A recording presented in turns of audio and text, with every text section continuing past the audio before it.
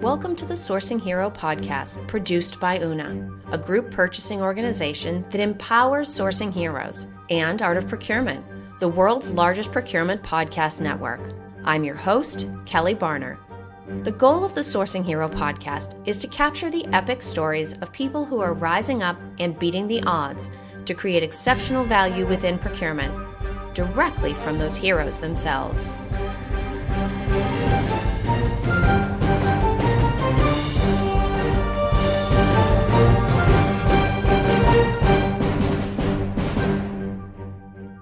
Today, my guest here on the Sourcing Hero podcast is Magda Theodate. Magda has a background unlike anyone else I've ever interviewed. She passed the bar and became a lawyer before starting a career in procurement, and then combined both capabilities together by working first as a procurement legal consultant at the World Bank's Africa region, then as a procurement officer in its general services department. She then went on to have quite the international career and has continued to specialize in public sector procurement, focusing on the importance of essential governance for developing nations. So, hi, Magda. Thank you so much for being here with us today. Hi, Kelly. Thank you for that kind introduction. Absolutely. Now, as I mentioned, you have a very unique background when I compare you to all the other people that I've spoken with. And I gave sort of a very high-level overview, but I would love to have you share a little bit more detail about your background and professional experience. Sure. Look, you've had many great professionals on this podcast, so I'm actually hopeful that what we discuss will add just as much value to your listening audience as many of the ones I've heard in the past.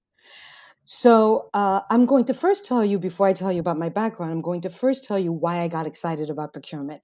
I got excited about procurement when I realized it's a field that turns ideas into reality. And most lawyers will tell you that we spend a lot of time pushing paper in the legal world. Yeah. And I wanted to spend time working on real issues and solving them. So procurement demands a multitude of skills, including process management, rule application, relationship building, drafting, complaint management, very similar, in fact, to what legal skills are. And it requires you to flex your brain to solve non-traditional problems, not just apply the rule book. So that brings me to my story. How did I get into this unusual career path, having been a lawyer first? So I was working as a lawyer in a law firm, bored out of my mind, I must tell you. I know the lawyers listening can relate. And a friend of mine from law school was working at the World Bank in Washington. We had a conversation, and she told me that there was an idea born there to improve access to tertiary education, university education in Africa through online university level courses. But they needed to procure IT equipment, satellite access, and build partnerships with universities and governments to offer these courses at an accessible price point. So they were looking for a French-speaking consultant to help them do so, and they wanted a lawyer who understood procurement rules and could draft memorandums of understanding. Now, for your listening audience, I want to point out, please remember that back in the 90s, procurement wasn't considered, quote unquote, hot and sexy.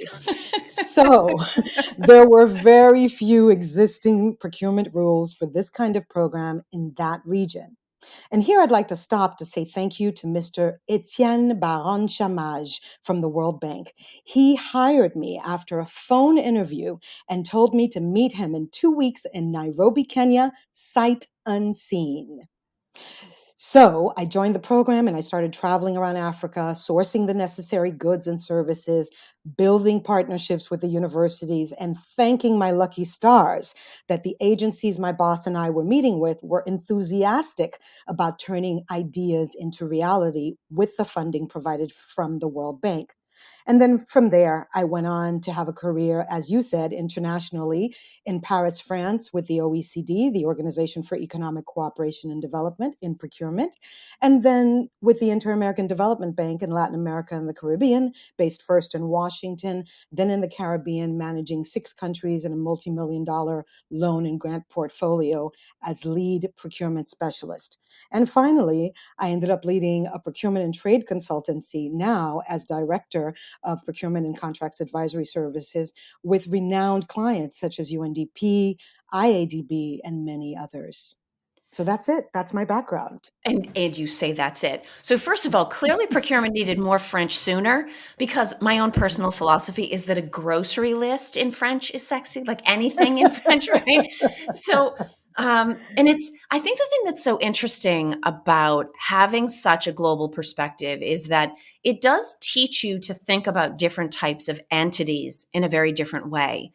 And I'll Mm, I'll speak from my own career experience as a procurement professional working in North America.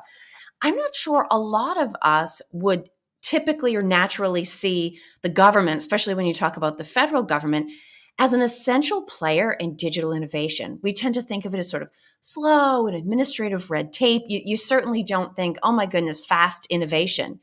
And yet, mhm. your global experience has given you an opportunity to see that type of situation differently. Can you speak to that? First, I'll say that I'm an American, first generation, so I'll do a comparison between the United States and some of the other countries that I've had the pleasure of working with.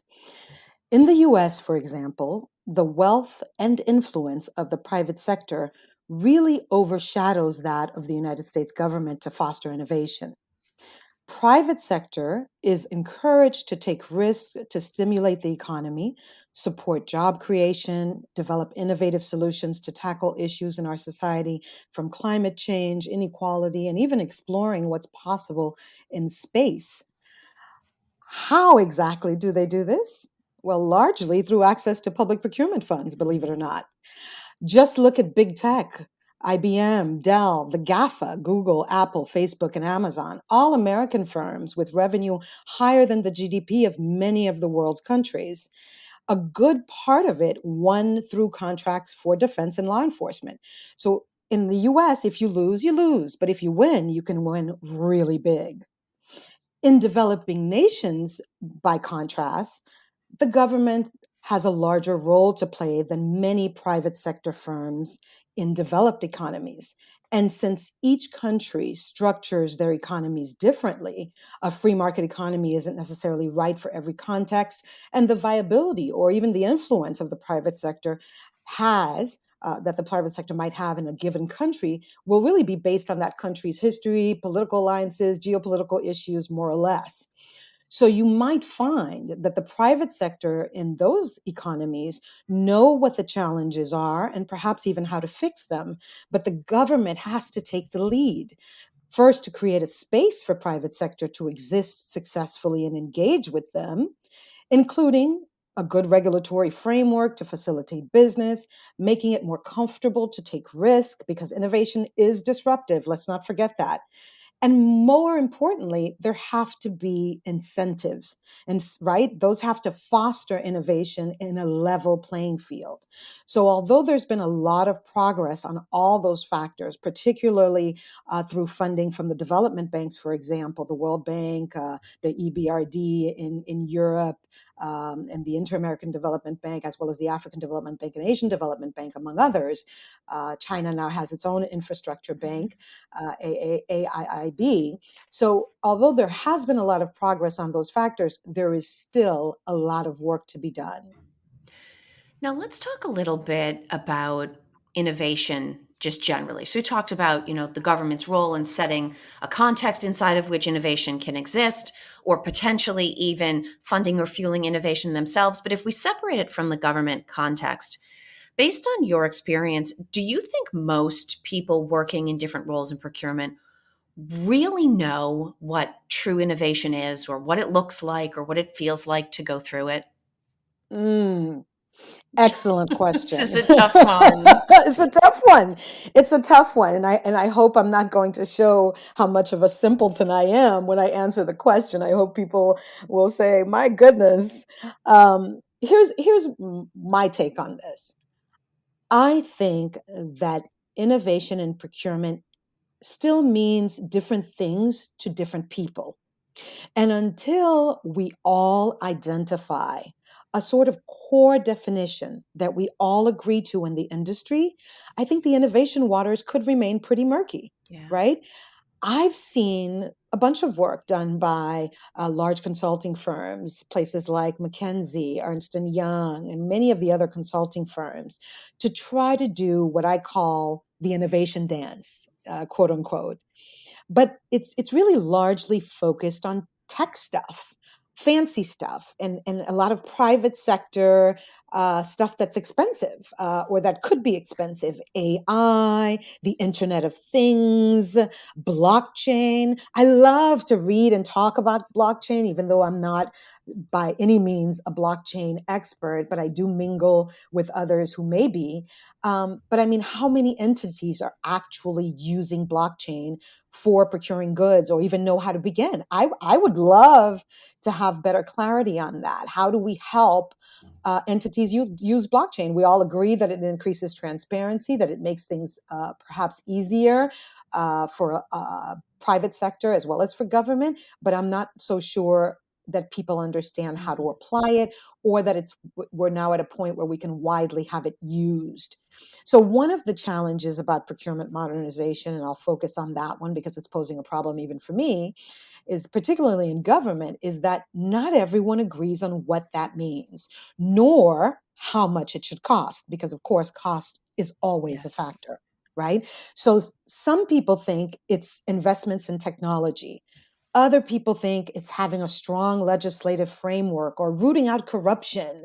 And still, there are others who believe it's just having standard documents and an online portal for publishing notices and awards.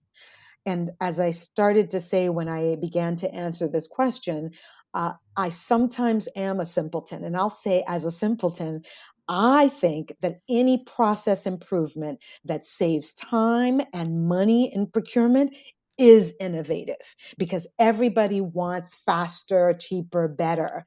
And more now, not only do procurement professionals and institutions and governments want that, but the general public, because they're able to buy online and they're able to interact with purchasing themselves directly. They have easy interfaces and they want to see the same thing when they go to work in procurement functions. So, yes, I think that people intuitively know what innovation is in procurement. What maybe they struggle with or they may not know is how exactly do they apply it, how to do it. Well, and I think the interesting point that you raise, and I'll admit to actually falling subject to this bias all the time. We think about whether the word digital is used or not. We talk about innovation, we think about innovation. The word digital is silent. Like it's always kind of there because I think Right. societally and from a business standpoint, we're all programmed to think of all innovation as being digital. But you're absolutely right. Anything that improves our usage of money, anything that, oh my gosh, even allows us a small incremental additional bit of time can potentially be completely disruptively innovative. That's right. I would be interested to hear your thoughts. So clearly, we need to be open to a bigger, more expansive definition of innovation. How can each of us prepare ourselves to be ready for what real innovation entails? How do we recognize it when we see it? This question is even harder than the last one, Kelly. We're getting tougher as we go, Magda. I know it's getting progressively more difficult. Um, I mean, there are a couple of things I could say about that, but I'll tell you the truth firstly. I'll tell you that I struggle with it as well, even though I have more than 2 decades of experience in public procurement and I've worked in different organizations and in different geopolitical contexts. But I still struggle with this because, people people, countries, society moves at different pace, right? At different paces and depending on different different factors. And so, for example, I remember when Jeff Bezos started with his space program, Yes. people were saying, well, space, we shouldn't be concentrating on space. We've got all these climate issues here. And there's validity to that. But then if we all are working on only one issue, then how do we move forward in on these other issues, right? So I think if you ask a procurement practitioner the question that you just asked me, they might say, we need to focus on any innovation that makes procurement faster, simpler, cheaper. That's what I think they'd Yeah. say, right? I think, though, if you talk with policy people and government leaders, people whose job it is to think about the future, to be futurist, and to imagine what tomorrow might look like for our industry, I would say, especially the more gutsy ones, the ones with vision, they would say a whole of government approach to modernization and procurement is needed. And I've seen this example in the Australian government and many others as well. A whole of government approach. That includes drafting a multi-year strategy vision, for example. Some countries called it Vision 2030. Others call it, SDG visions linked with the United Nations SDGs. But a strategy for the future, and then providing, I think, most services online. We need to move to that. And for procurement specifically, setting up framework contracts, cooperative agreements like this company Co-Procure the civic initiatives that we see, Civic Initiatives LLC that we've seen online. They help facilitate, these things help facilitate business interactions with the government digitally, and they increase transparency and consistency. And I think that's what everybody's looking for. But the rest of us, beyond, kind of like the fancy private sector companies and also the leaders or innovators in government, beyond that, the rest of us have a responsibility too. I think that it's our job not to accept the status quo. If you're working, what do I mean by that? If you're working in procurement, in a procurement department, for example, I think that if you're serious about being a professional, you should be following what's happening in cutting edge government programs like the ones in Singapore and Korea, for example. They're working on a bunch of digital innovations in procurement and other types of innovations in procurement. Learning what's happening in the Philippines, Kenya, Barbados on modernizing their procurement structures in innovative ways that don't necessarily have to do with digital. You should have heard of large online procurement functions for government, Chile Compra, for example, or even Prosoro over in Eastern Europe. So, for example, what the OECD does in competition policy and what municipalities are doing in places like California and New York and many others across the globe, for example. You, as a professional in procurement, should be following the social media of the largest private firms in your own country. You should be attending webinars to understand what business offerings firms have for procurement. You should be thinking of ways to make procurement a useful tool to convert ideas into reality, not just in your organization, but in your country. Because as we've seen through the pandemic and through the crisis and crisis after crisis that we've been living through for over the last 2 years, it is critical that we all start thinking outside of the box, because as some there's an old saying that says in French, l'union fait la force. So union, or coming together, is strength. And so let's do that. Let's try to come together, because we all have something we can offer to improve how procurement can innovate. Following up on that point of sort of strength through community, I want to ask a follow-up question. You used the word gutsy before, and I think that's definitely an apt word for the moment we find ourselves in, but it's also appropriate for this place in procurement's trajectory.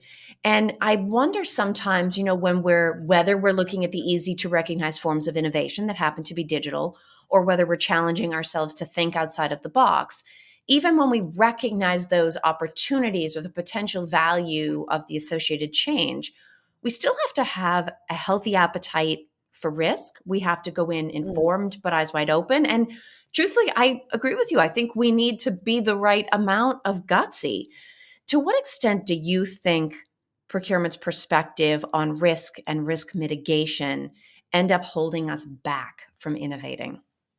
I can answer that one really easily. A lot. That's the extent. Yeah, A lot. And that's, I mean, the reality is it's not, as an industry, we're not a risk taking industry. In fact, we encourage people to avoid risk. we do. So there's your answer. It's a lot.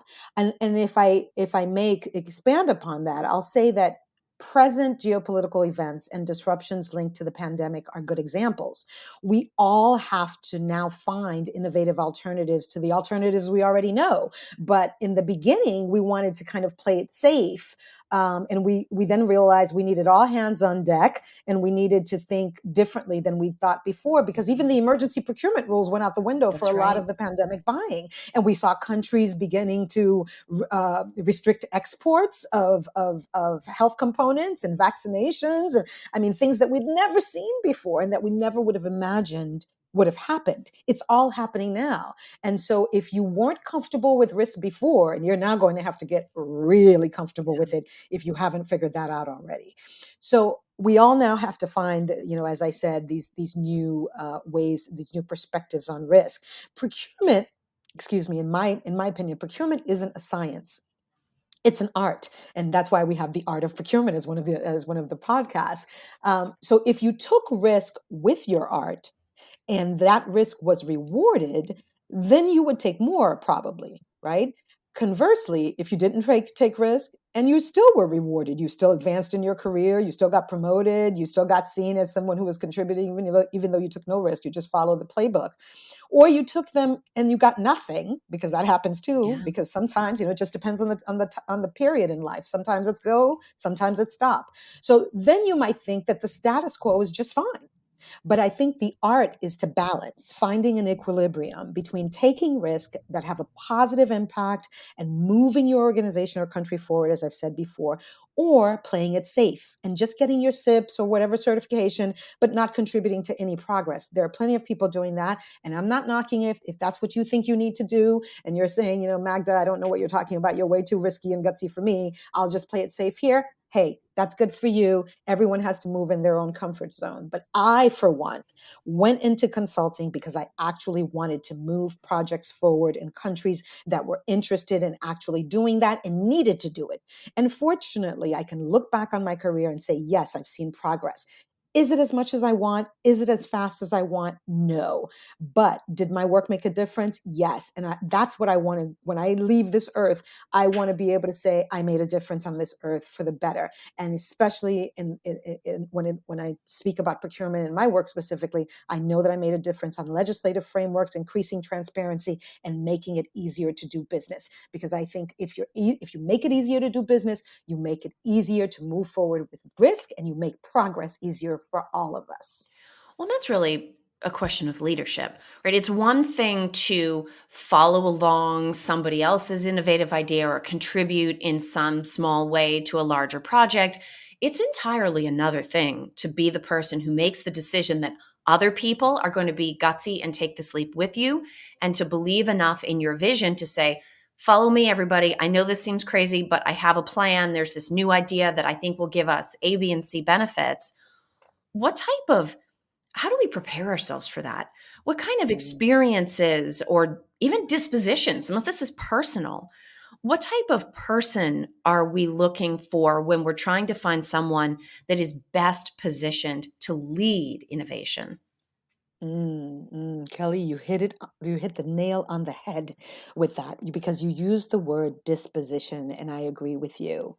Um, in my humble opinion, if I may, I would say someone who thinks out of the box and is comfortable thinking out of the box. And what I mean by that is, if your whole life you've more or less followed the rules to the letter, then an innovation role may not be the right role for you, because you'll think and you'll treat it Yeah. as a rules role, when in fact it's one that requires finding solutions where the rules don't work well. That's really what innovation is about. It's finding some way to do things differently because something's not working and you want to make it better or you want to change it. So you have to understand the spirit of the rules, just like a lawyer has to understand the spirit of the law, why it exists. But if you ask, why does this process not work? What can I do within the rules to solve this problem for my clients? How does this advance the overall well being of my organization, my country, my work? Then you can see problems with processes and you can focus on improving them. Then you have the disposition of an innovator and it's the right field for you and the right role for you. That's what I would say. And I think that's an excellent transition to the one question that I ask absolutely everybody that joins me here on the Sourcing Hero. And Magda, if you think the other questions were tough, brace. This is like the big $1 million tough one. You know, we call this podcast the Sourcing Hero. So obviously we believe that there is heroism in procurement. But just like innovation, that doesn't always mean the same thing to each person or in each circumstance. So for Right. you personally and professionally, either what does it mean to be a sourcing hero, in your opinion, or what do you think heroism looks like in a business context? Hmm. Hmm. Yeah, you're right. That's a tough question. The only reason I'm going to be able to answer it is because I've seen so much heroism during the pandemic. I've seen so many, and I'm not talking about the commercials you see on TV that, so whatever profession Yeah. you're a hero. I've seen people step forward in ways that they haven't before because it was a matter of survival, a matter of life and death, a matter of saving people's lives and of saving our society. So I'll answer it this way. I think a sourcing hero is that forward thinking person who saves the day by taking a calculated purchasing risk that results in a positive impact, which otherwise wouldn't have happened. And I'll even take it further with an analogy. A sourcing hero is kind of like Santa Claus when he picks and delivers your Christmas gifts every year. He doesn't really know if you'll love it, but he buys you something anyway. He makes a purchasing decision to get you a gift anyway. Because why? Because he knows it's better than giving you nothing at all. There you go. Well, first of all, I am so thrilled because it never once occurred to me that Santa was in procurement. So I now know He is. we're in even better company than I ever realized. But I like your combination of talking about, doing what needs to be done in exceptional circumstances, taking action as opposed to not taking action. We do need to be action oriented if we want to change the way that things work, if we want to improve the way that things work. Right, Kelly. And I'll just very quickly jump in Of and course. say, I know that there are listeners out there going, I would love to take action, but in my organization, I'm not encouraged to do so. Or I would love to take action, but my government is Yeah. very, very conservative. I totally get that. And I'm not encouraging everyone to do it. I understand that you may not be in a position to do that. So I hear you and I support you, but where you can make a difference, try to do so. That's what I'm saying. Absolutely. Now, Magda, I've thoroughly enjoyed spending the last half hour with you, and I suspect that all of the Sourcing Hero listeners have as well. If people would Oh. like to connect, follow you, learn more, reach out, what is the best way for people to get in touch? Oh, thank you, Kelly. Thank you very much. Well, I'm pretty easy to connect with, especially on LinkedIn. You can look me up. M Theodate is the LinkedIn handle. M for Magda and Theodate, my last name, Theodate, or via Twitter and Instagram through my handle at Global Executive Trade or Global Exec Trade, excuse me, Global Exec Trade. And Kelly, thank you because I'm really happy that there may be anyone interested in connecting with me on this, and I'm pleased hopefully that your audience enjoyed this as much as I did. Thank you for listening to this episode of the Sourcing Hero podcast. Join us again next time for more true stories of sourcing and business heroism performed by your colleagues and peers. Look for the Sourcing Hero wherever you get your podcasts, and don't forget to subscribe.